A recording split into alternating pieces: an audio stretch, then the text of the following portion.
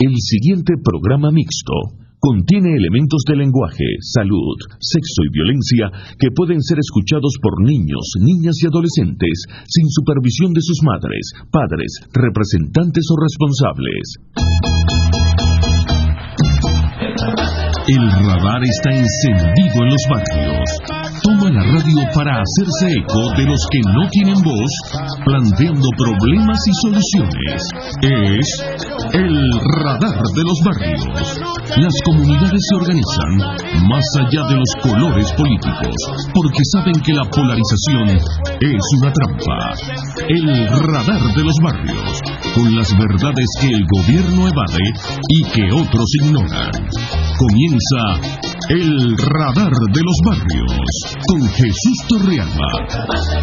Pongamos fin a los atropellos, denunciando las mentiras por la calle del medio. Muy buenos días, Venezuela, bienvenidos todos a una nueva emisión del Radar de los Barrios. Hoy, si usted tiene que hacer alguna diligencia en algún despacho oficial en el centro de la ciudad, no tiene sentido que lo intente. En primer lugar, va a ser muy difícil llegar. Todo el centro de la ciudad está acordonado por efectivos policiales, hay tarimas atravesadas, hay equipos de sonido, etcétera, etcétera. No ha ocurrido ninguna catástrofe, no. Lo que pasa es que el gobierno tiene una marcha antojosa, tiene una concentración, les dio la gana hacer hoy una supuesta marcha en conmemoración de los 40 años del golpe contra Salvador Allende en Chile. Cosa curiosa, ¿no? Cosa curiosa en un gobierno que ha promovido la militarización del Estado, la militarización del gobierno mismo, la militarización de la sociedad, tal como lo hizo Pinochet en su tiempo. Cosa curiosa, un gobierno que ha utilizado la mano militar para reprimir la protesta social, la protesta sindical, la protesta vecinal. Recordemos lo que pasó recientemente en Barquisimeto, una cosa horrenda los días posteriores al 14 de abril, los días 15, 16, 17. Efectivos militares reprimieron brutalmente a los manifestantes, a los más jóvenes, a los muchachos, los agarraron, los pusieron presos, se los llevaron para un cuartel, les pegaban, los golpeaban, los maltrataban y además los hacían gritar mientras les pegaban: ¡Viva Maduro! Todo eso está registrado, todo eso está denunciado, todo eso fue planteado ante la Fiscalía General de la República, pero no ha habido respuesta. Por el contrario, lo que han hecho es anunciar que van a enjuiciar a las víctimas. De hecho, están enjuiciando incluso a los comerciantes que abrieron las Santa Marías para que los muchachos se protegieran en el interior de los comercios ante aquellas arremetidas brutales de la represión. Sí, todo eso está pasando. Usted me preguntará, bueno, ¿y qué pasó con los militares que incurrieron en esos excesos?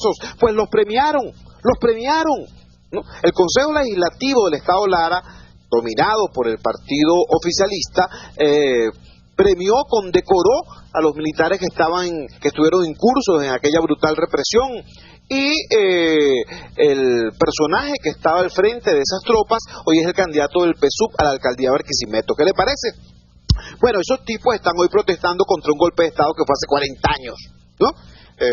Para decirlo claro, Pinochet sacó a Chile de la Corte Interamericana de los Derechos Humanos. Lo mismo que está haciendo Maduro ahorita, sacar a Venezuela de la Corte Interamericana de los Derechos Humanos. Pero, Maduro hace hoy una marcha antojosa, supuestamente conmemorando esa fecha ciertamente fatídica, ciertamente repudiable, como fue el golpe contra la democracia chilena hace 40 años. Nosotros tenemos acá una historia distinta y particular, un nuevo golpe contra el estómago, contra el bolsillo, contra la capacidad del venezolano de sobrevivir económicamente ante lo que algunos han denominado el paquetazo rojo. Hoy se conocieron oficialmente las ya algo retardadas cifras sobre la inflación del mes pasado. Es muy importante el salto que se ha dado. La inflación intermensual es de 3 puntos o algo más. La inflación anualizada es de 45 puntos, el acumulado del año supera largamente los 34 y la perspectiva es grave, severa. Además tenemos el llamado índice de escasez ubicado en 20 puntos, lo que Nelson Merentes decía hace 6 meses que sería gravísimo si llega el índice de escasez a 20 puntos, pues llegó. llegó a 20 puntos. Ahora, esto es una materia delicada, compleja, que tiene aspectos técnicos muy complicados y que tiene efectos sensibles, muy duros en la realidad del venezolano. Por eso llamamos a José Guerra, quien es un economista de altos quilates, ha tenido altas responsabilidades en el Banco Central de Venezuela y en la Escuela de Economía de la Universidad Central, pero al mismo tiempo es un hombre que conoce y es sensible ante la realidad social del pueblo venezolano. José, bienvenido a tu casa, el Radar de los Barrios. ¿Qué nos puedes decir acerca de las causas y perspectivas de este fenómeno inflacionario en nuestro país? Buenos días. Buenos días, Chuy. Un enorme placer estar de nuevo con ustedes en el Radar de los Barrios y este megáfono popular que tienen ustedes, ¿no? ¿Aló? Sí, ¿Aló? Escuchamos perfectamente. Bueno, mira, las cifras de inflación están reflejando una realidad social muy dura y es que, bueno, la inflación siempre golpea a la sociedad, pero suele pegarle más duro al más pobre. El más pobre porque el que tiene más ingresos tiene cómo cubrirse, tiene cómo comprar dólares, cómo comprar euros o cómo comprar otros, digamos, bienes que lo protejan, pero el pobre no tiene esa posibilidad. Estamos hablando de una inflación de 45,4%, la más alta de 1997. Pero lo más preocupante de esto son dos cosas solamente. El aumento de los alimentos. Los alimentos han aumentado 65% en el año.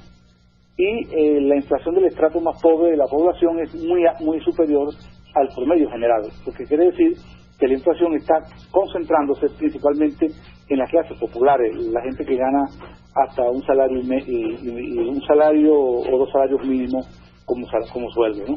Entonces, evidentemente que un gobierno donde la inflación se ha desbocado, eso le está pegando con mucha fuerza el estrato popular. Esta es la razón del descontento que existe.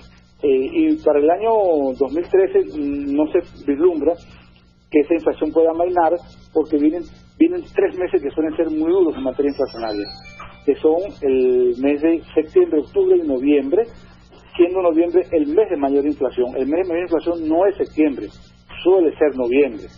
Entonces vamos a esperar inflaciones más altas y obviamente esto va a seguir golpeando el bolsillo de la gente que trabaja en Venezuela. José, háblanos de este tema del índice de escasez, porque hace 6 meses Nelson Merentes decía que era gravísimo que esto llegara a 20, y ¿qué ocurre una vez que en efecto llegamos a 20 en ese indicador? Bueno, el índice de escasez se interpreta de la siguiente manera. Los encuestadores del Banco Central van a los comercios, entonces tienen una lista de productos que conforman la canasta alimentaria y de servicios que tiene un ciudadano común en Venezuela y sirve para medir la inflación. Entonces, de cada 100 productos, 20 no están presentes en los establecimientos comerciales. Esa es la interpretación del 20% de escasez. Quiere decir que hay veces que falta el azúcar, otras veces falta la leche, otras veces falta la carne, o variedades de carne, o falta el atún, o no se consigue el papel toalé. Entonces, de cada 100 artículos, 20 están ausentes al momento de la medición, es decir, durante el mes de agosto. Para este mes de septiembre es probable que este indicador se mantenga o pueda ser un poco más elevado, porque la escasez de algunos rubros que se había amainado un poco en meses previos, ahora está recrudeciendo con mayor intensidad. El caso de la harina de maíz, el caso del papel higiénico, entre otros productos. Entonces, en conclusión, 20 de cada 100 artículos están faltando en los establecimientos comerciales. José, finalmente sabemos que eres un hombre muy ocupado, pero queremos abusar de tu confianza y robarte un par de minutos más.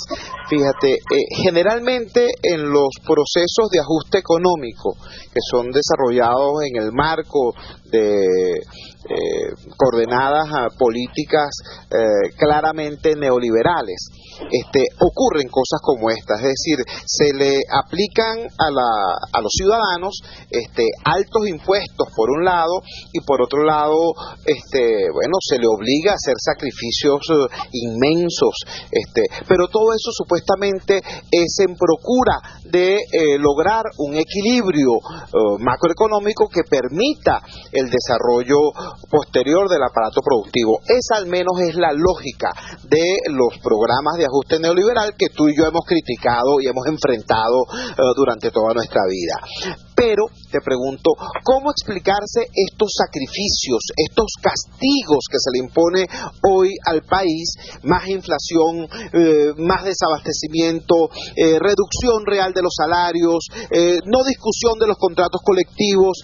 ¿Cómo explicarse todo eso cuando la perspectiva no es de mayor prosperidad, sino por el contrario, lo que el gobierno ofrece es mayor desorden y mayor desastre? ¿Hacia dónde va esta dinámica que es socialista de palabra y neoliberal en los hechos? Lo que ocurre es que el gobierno está desconcertado, porque tenemos un equipo económico que no atina a ver la solución a los problemas ni a plantearle una solución, dada la redundancia, a esos problemas. Ahora, esto apunta a un deterioro aún mayor, porque la esperanza que tenía el gobierno era que con el conflicto de Siria los precios petroleros se iban a incrementar, iban a llegar a 120, 130 dólares por barril y darle un oxígeno al gobierno. Con los últimos, acuerdos que ha habido tácitos, parece que no va a haber un ataque inminente a Siria y los precios petroleros se han replegado. Ya va, José, un segundito, para entender un poco la cosa. Nos estás diciendo que Maduro, que se estaba rasgando las vestiduras y que decía que Bashar al-Assad era su pana y que, por favor, que no invadieran Siria. O sea, nos estás diciendo que el tipo estaba ligando que invadieran Siria. Yo no sé si estaba explicando que invadieran Siria, pero un efecto colateral de un conflicto en Siria era que los precios petroleros iban a subir, como efectivamente subieron. Entonces, claro, esta ha sido siempre la apuesta de Venezuela, que los conflictos en el Medio Oriente se agudicen para aprovechar de esto en términos de ganancia de ingresos fiscales para el país. Pero esto no va a ser el caso de este año, aparentemente, salvo que, ocurra un fenómeno que no podemos prever ahora, y la perspectiva es que los precios petroleros se mantengan ahorita, con lo cual el Estado no va a poder contar con las divisas suficientes para hacer las importaciones que hizo el año pasado. Eso quiere decir que los meses que vienen no vamos a ver una mejora importante en el abastecimiento y en términos de inflación. Finalmente, José, ¿es posible esperar un cambio en la orientación económica del país, del gobierno, con el actual equipo?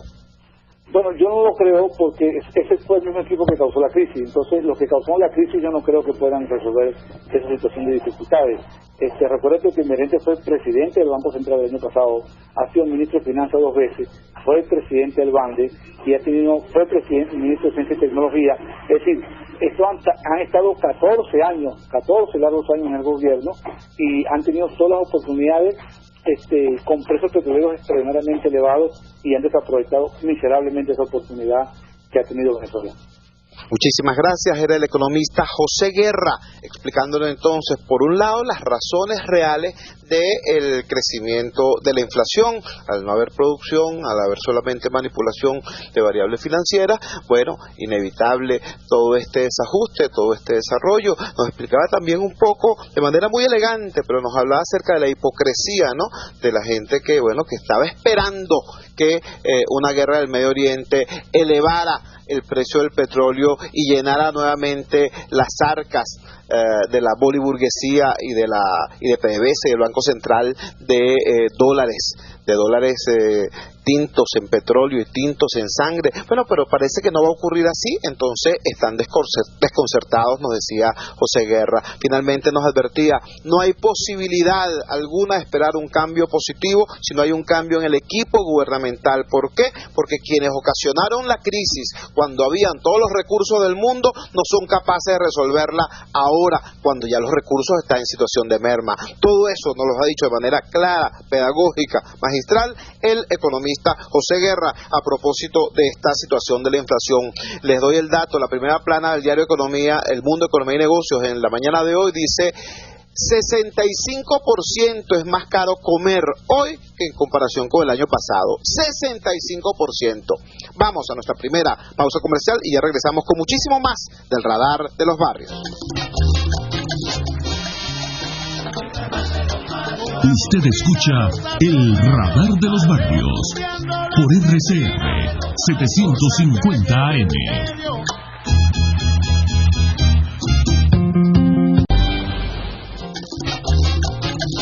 La voz de tantos venezolanos y venezolanas que luchan por mejorar la calidad de vida en nuestras comunidades.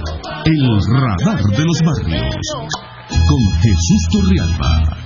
Regresamos al Radar de los Barrios, y yo no sé ustedes, pero a mí me parece una cosa francamente liliputiense, eso de estar diciendo, fulano es un gigante, fulano de tal es el gigante. O sea, a mí me parece eso de verdad una cosa, repito, liliputiense en su concepción y en su pensamiento, pero colocado contra la pared, si usted me obligara a decir, mira, ¿a quién te parece un gigante dentro del horizonte contemporáneo actual en nuestro país? Yo no tendría ninguna duda en decirte, mira, Jacinto Convit. Jacinto Convit está cumpliendo hoy 100 años. 100 años. Y ese señor, según los reportes de los colegas, de los medios impresos, a estas alturas de su vida, sigue investigando, sigue dentro de las medidas de sus posibilidades, por supuesto, tratando de colaborar en cosas tan importantes, tan definitivamente trascendentes, como es la búsqueda de una cura para el cáncer, por ejemplo. Ya el señor Convit, el doctor Convit, ha estado vinculado con la búsqueda de la vacuna contra la lepra y contra la leishmaniasis. Es una persona meritoria, y yo quiero subrayar eso, porque es que en estos tiempos oscuros que está viviendo nuestro país, donde uno ve encumbrado en las más altas esferas del poder a tanto sujeto con fragilidad ética, con cara de pillo, y a veces no solamente con cara, entonces uno puede confundirse y pensar que en Venezuela todo es eso, y resulta que no, vale, hay gente muy meritoria, hay gente que ha hecho mucho y muy bueno por este país. Y por eso quería que otra persona también muy destacada, el doctor Rafael Orihuela, quien fue durante mucho tiempo mano derecha del sabio Pifano en la Universidad Central de Venezuela, después estuvo a cargo él mismo del Instituto de Medicina Tropical en esa casa de estudios, fue ministro de salud de nuestro país, es una persona con altos quilates pues en esa área. Nos diga qué significa para un país como Venezuela el tener a alguien como Jacinto Convit cumpliendo 100 años de vida e investigando. Rafael, bienvenido a esta tu casa, el Radar de los Barrios. Buenos días, Chugo. Bueno, estaba recordando al oírte que yo conocí al maestro Convit en el año 65, o sea, hace ya casi 50 años. Ya en ese momento Convit tenía un acumulado muy grande de currículum, ya había pasado por toda la parte esta del trastorno de la piel, ya había hecho una campaña muy importante que no se conoce bien a nivel nacional, porque bueno, se conoce más a nivel mundial, que fue la erradicación de la oncocercosis, una enfermedad importante que afecta a toda la zona indígena nuestra, del Amazonas y parte de la zona del litoral central y el este, ¿no? Y bueno, ya tenía un acumulado muy grande. Yo era delegado estudiantil en aquel momento y fuimos a hablar con él porque bueno, teníamos interés en todo eso que era el campo donde yo también me desarrollé después, que fue la medicina tropical. Y bueno, imagínate tú, ya Convit, un hombre muy modesto, de poco hablar, ¿verdad? De mucha ejecutoria, de mucha acción, de mucha entrega de resultados en la cosa que iniciaba, y por supuesto, bueno, muchacho todavía, 52 años, ¿no?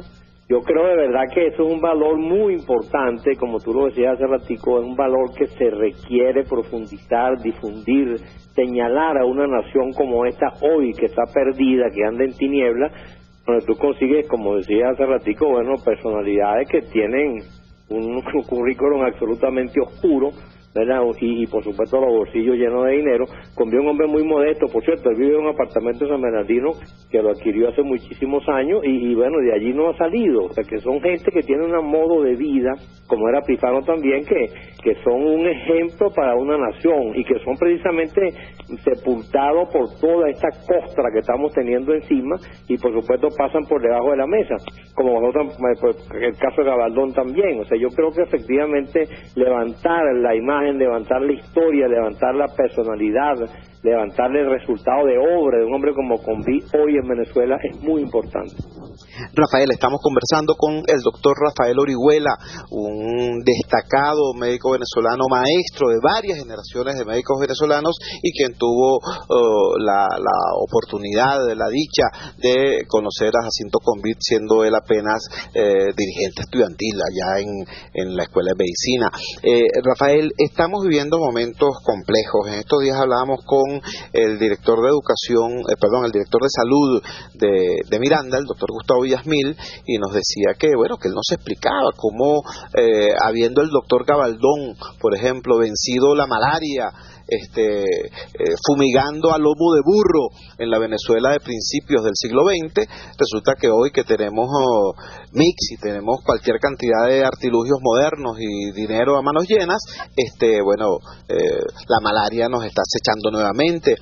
Te pregunto a propósito de eso, el doctor Convit, entiendo, ha desarrollado, entre otras cosas, una vacuna contra la leishmaniasis. Entiendo que hay algunos problemas con esta vacuna y resulta que la leishmaniasis está presente no en las poblaciones indígenas de la frontera sur venezolana, no, aquí mismo, en el municipio de Latillo, en la zona rural del municipio de Latillo, hay leishmaniasis y me consta porque hemos estado allí y hemos visto a nuestros niños comidos vivos por la leishmaniasis. Entonces, ¿qué mensaje se le puede dar a los jóvenes médicos venezolanos y a la población venezolana ante esta circunstancia? Hoy, cuando se cumplen 100 años de vida del doctor Jacinto Convit.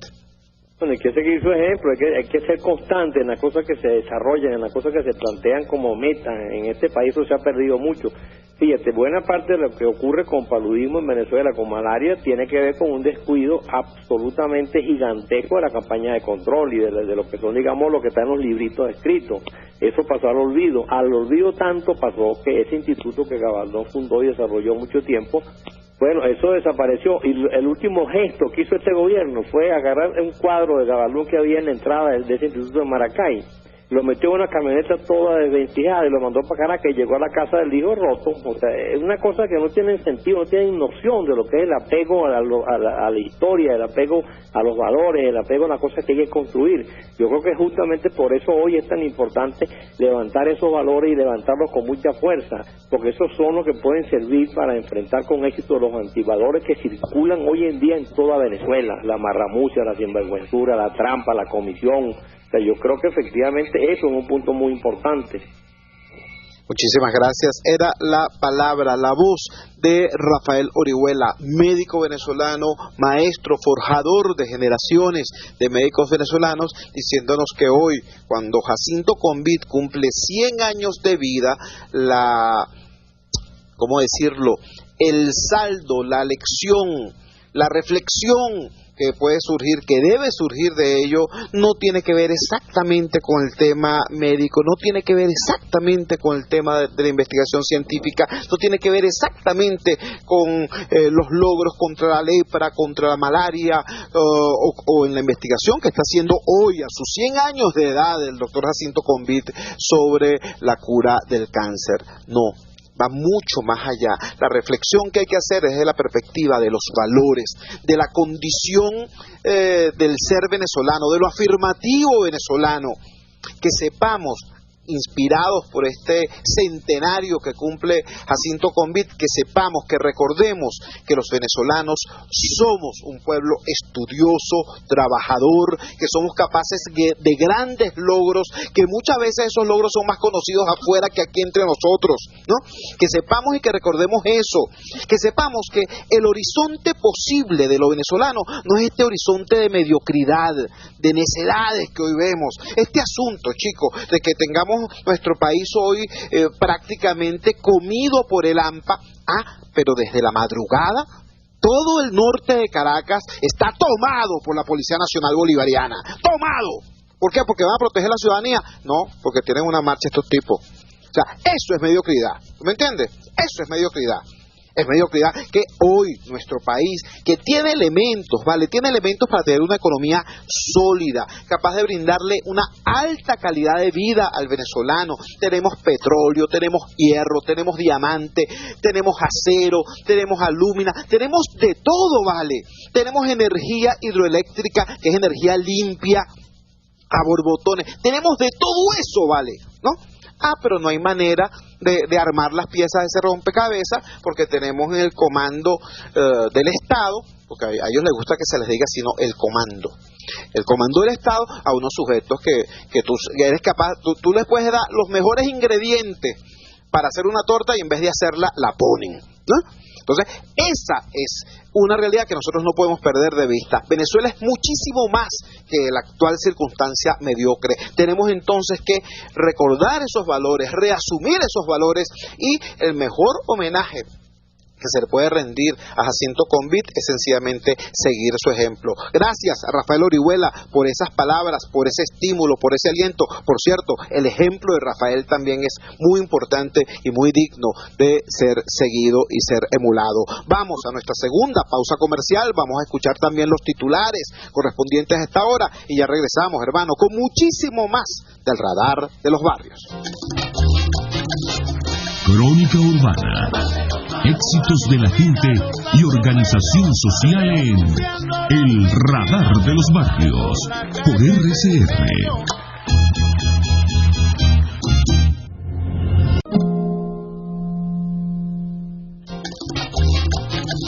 La tribuna de quienes no esperan que las soluciones caigan del cielo o del gobierno de turno. El Radar de los Barrios con Jesús Torrealba. Regresamos al Radar de los Barrios y bueno, tenemos que compartir con ustedes una preocupación. Al parecer hay una especie de fijación extranjerizante en las mentalidades que están dirigiendo las palancas del poder en nuestro país. Se la pasan pendiente de lo que pasa en Siria o de lo que ocurrió en Chile. Pero parece que les importa muy poco lo que pasa en nuestro país, en el territorio venezolano. En concreto, tenemos una amplia proporción, una amplia franja de territorio venezolano en disputa con un vecino, en disputa con Guyana. Me refiero al Esequibo. El Esequibo es territorio venezolano, es territorio que Venezuela reclama como suyo desde hace muchísimo tiempo con muy buenos argumentos. Hemos tenido enemigos, por cierto, enemigos poderosos en el desarrollo de esa reclamación. Uno de esos enemigos es Cuba, ¿no? La Cuba de Fidel Castro ha estado reiteradamente del lado de Guyana en ese contencioso y resulta que ahora la Cuba de Fidel Castro es algo así como la Meca de los señores que están ocupando Miraflores. Es decir, hay ciertamente lo que llamaría alguien por lo menos un conflicto de intereses. Eso ha despertado muchísima preocupación en muchos venezolanos y hay unos jóvenes que han conformado una organización más allá del tema político, más allá del tema partidista, simplemente por nacionalismo. Esta organización se llama Mi Mapa de Venezuela Incluye al Esequibo. Estos jóvenes en cantidad de un número importante, 45 venezolanos, se atrevieron a atravesar el río Cuyuní a pasar al territorio en reclamación acompañados de efectivos del ejército venezolano. Uno de esos jóvenes es el señor Ricardo Di Toma, quien está en línea en estos momentos para el Radar de los Barrios. Ricardo, bienvenido al Radar de los Barrios, esta es tu casa. ¿Qué encontraron ustedes en el Esequibo? ¿Qué pudieron ver? ¿Cómo están los militares venezolanos en el Esequibo? ¿Hacen presencia? ¿Tienen dotación suficiente? ¿Tienen radios en buen estado? ¿Tienen alimentación? Cuéntanos, por favor. Muy buenos días, distinguido amigo Chugo Torrealba, muy buenos días a todos y cada una de las personas del programa que permanecen atentas ante los verdaderos asuntos de interés nacional. Efectivamente, como usted lo comenta, realizamos una expedición que denominamos de manera simbólica como un ejercicio cívico de soberanía. Nuestra intención fue realizar un reconocimiento a lo que es el sector, a las adyacencias de nuestra Guayana Esequiba, territorio que es venezolano y que es garantizado por la Constitución. En efecto, se trata de un tema polémico, un tema que ha sido tratado por los altos dirigentes de la política nacional, tanto del oficialismo como de la oposición, y aclaramos que dentro de este orden de ideas nosotros, desde una concepción sumamente patriótica y nacionalista, decidimos observar lo que allí sucedía. Y en efecto acudimos, presenciamos un grupo de oficiales del ejército muy patriotas, muy valientes, muy nacionalistas, que están conscientes de que existe una reclamación, de que muestran cierta preocupación y de que nos acompañaron de una manera muy amena. De hecho nos brindaron total apoyo. Ellos digamos, nos brindaron asistencia logística para poder trasladarnos. Para ello es necesario destacar que se siguieron los procedimientos, los permisos concernientes para recorrer el área. Y específicamente el día 28 de agosto, decidimos cruzar el río Cuyuní. El río Cuyuní fue denominado por el Laudo Arbitral de París de 1899 como costa seca para Venezuela, es decir, que nosotros los venezolanos no podíamos pisar las aguas de dicho río como consecuencia de ese laudo arbitral, que posteriormente fue viciado en nulidad y declarado como nulo e írrito por el canciller Marco Falcón Briceño. Entonces, en virtud de ello, en virtud de que esa es una zona en reclamación, en virtud de que de acuerdo a lo que fue el Acuerdo de Ginebra del 66, Guyana puede ocupar el territorio debido al status quo, y ejercer la administración, más no aclaramos, ejercer actos de soberanía, porque permanece beneficiado por el status quo. Nosotros decidimos brindarle venezolanidad a ese territorio, porque no existe ninguna ley ni ninguna norma que nos los prohíba, y porque decidimos que es necesario asumir un rol cívico, un rol ciudadano ante la reclamación y sustituir ese término por recuperación. Vemos y escuchamos con interés este relato que nos hace de cómo los militares venezolanos no solamente aceptaron de buen grado, sino que colaboraron con entusiasmo en esta expedición hecha por ustedes más allá del río Cuyuní, al territorio Esequibo. ¿Cuál sería tu mensaje, Ricardo? Estamos conversando con Ricardo Titoma, de la organización no gubernamental Mi Mapa de Venezuela. Comprende también el Esequibo, incluye el Esequibo. Ricardo, ¿cuál sería tu mensaje de tu condición de ciudadano, de joven venezolano, más allá de la polarización, más allá del tema del debate partidista? ¿Cuál sería tu mensaje a los jóvenes que como tú, a los venezolanos que como tú no se resignan a que simplemente Venezuela por dejadez pierda territorio, pierda calidad, pierda consistencia? Cuéntanos. Yo quiero asumir una postura bastante sensata, y es que precisamente por nuestras pugnas internas nos hemos decidido abandonar los espacios territoriales de la República. De hecho, históricamente, cada uno de los avances de lo que pueden ser considerados los verdaderos enemigos de la integridad territorial se han producido en momentos en que la sociedad venezolana se ha debatido en distintos problemas y en específicos problemas políticos. Entonces, dentro de este orden de ideas, lo importante es destacar que se tiene que generar un conocimiento necesario sobre el tema. Debemos instruirnos y no debemos asumir una postura entreguista ante lo que son los derechos venezolanos de soberanía en el Esequibo. Pero para ello necesitamos condiciones, y vale la pena destacar que en primer lugar, cuando decidimos recorrer el municipio Sifontes de Tumeremo, en Tumeremo específicamente en el estado Bolívar, lo primero que nos encontramos es que hay una carretera que es la troncal 88, si no me equivoco, que te lleva hacia las vías de la Gran Sabana, y que existe una y esa Y justamente al lado izquierdo, es el punto de enlace hacia nuestra Guayana Esequiba. Si ustedes creen que allí se encuentra siquiera algún anuncio que le diga a los ciudadanos venezolanos que por esa vía podemos acceder al territorio Esequibo, ni un anuncio. No hay nada que le avise a los ciudadanos que hacia allá se encuentra una franja territorial o un punto de acceso a 159.500 kilómetros cuadrados de Venezuela. Entonces, ¿qué sucede más allá una vez que cruzamos esa Y o ese desvío? Bueno, encontramos una carretera de tierra totalmente descuidada, de tierra amarilla, que digamos que no puede tener un máximo de 8 metros de ancho, y que sencillamente cada vez que llueve se deteriora. Para dar un sencillo ejemplo, nosotros para recorrer tan solo 50 kilómetros, un día tardamos más de 4 horas, porque los vehículos se accidentaron, se les pisaron los cauchos. Entonces, ¿cómo puede responder Venezuela ante alguna novedad si existe una carretera en un estado de semejante abandono?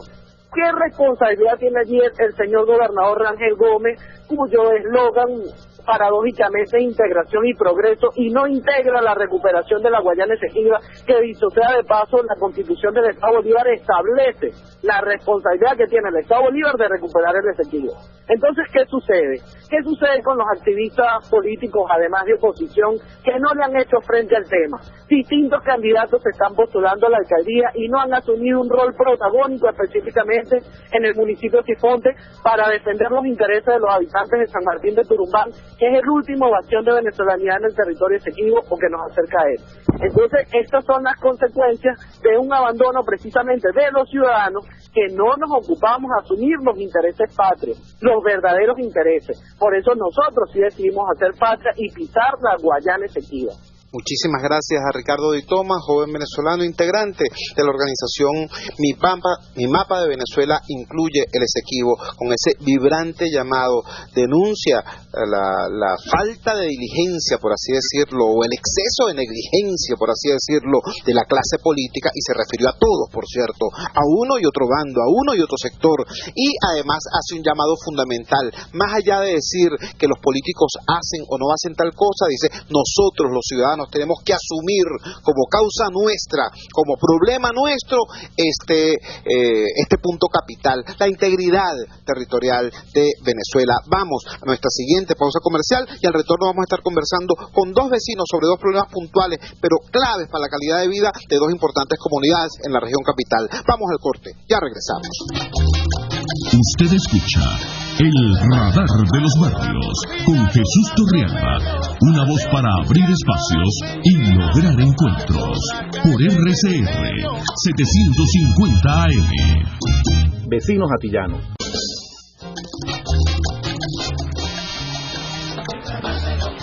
Usted escucha El Radar de los Barrios por RCR 750 AM.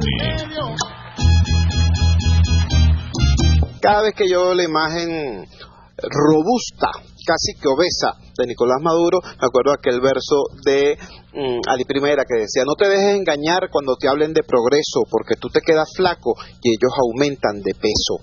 Bueno, digo esto porque Maduro dice que él pasó su infancia, su adolescencia o parte de su juventud en los alrededores de la parroquia del Valle, y ciertamente a mí me consta que las primeras reuniones para la organización del MBR las hicieron por allá en un colegio donde le prestaban parte del colegio para que se reunieran, y después tumbaron el colegio. Ellos tumbaron el colegio. A mí me consta, nosotros estuvimos allí. Bueno, resulta que allá en el Valle queda una calle que se llama Ali Primera. Esa calle, que además sirve para que pasen por allí los transportes, hay terminales de carros por puesto, camioneticas, tal y cual, que van hacia centros educativos importantes en la zona. Esa calle está en pésimo estado, pero será mejor que nos lo diga Alonso Becerra, dirigente comunitario de esa zona de Caracas. Alonso, bienvenido al Radar de los Barrios. ¿Qué es lo que ocurre en la calle Ali Primera? Cuéntanos. Buen día a todos los radioescuchas del Radar de los Barrios. Ciertamente tienes razón. Mira, para hacerle honor al nombre de Ali Primera, ese gran venezolano que vivió muchísimos años aquí en la parroquia del Valle, tenemos ciertamente un problema, que es que en la calle que lleva el nombre de Ali Primera, el semáforo más importante, el que está ubicado frente a la organización Cerro Radén, detrás del centro comercial del Valle, está fuera de servicio.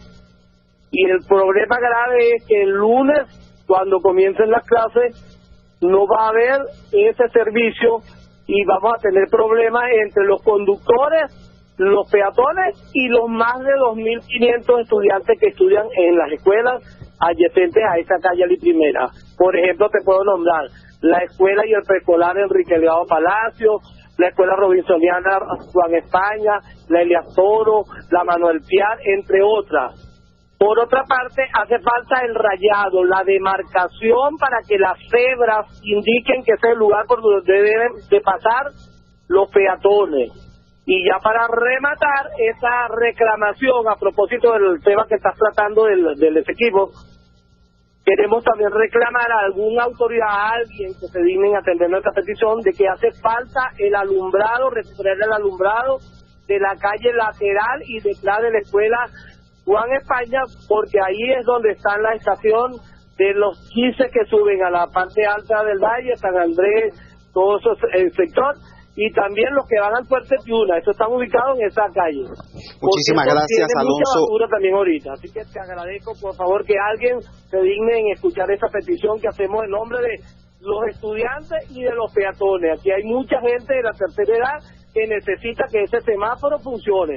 Así es. Muchísimas gracias a Alonso Becerra, dirigente comunitario de la parroquia El Valle. Si alguien tiene dudas, si alguien no sabe de qué lugar estamos hablando exactamente de la intersección entre el centro comercial El Valle y la parte frontal de la urbanización Alberto Rabel. Allí, esa es la calle Ali Primera y ese es el sitio donde están ocurriendo todas estas irregularidades denunciadas por los vecinos. Ahora, si eso está pasando en pleno corazón urbano de Caracas, imagínense ustedes lo que ocurre en un lugar como es la carretera de la costa, más allá de Chuspa, más allá de toda esta parte que está más allá de los Caracas, prácticamente ya rumbo a Higuerote. Estos compatriotas que viven en esta zona están, en situación muy delicada, muy deprimida, de mucho abandono. Desde allá nos habla José Mendoza. José, bienvenido al Radar de los Barrios. Cuéntanos, ¿cómo está el tema de la vialidad en tu comunidad?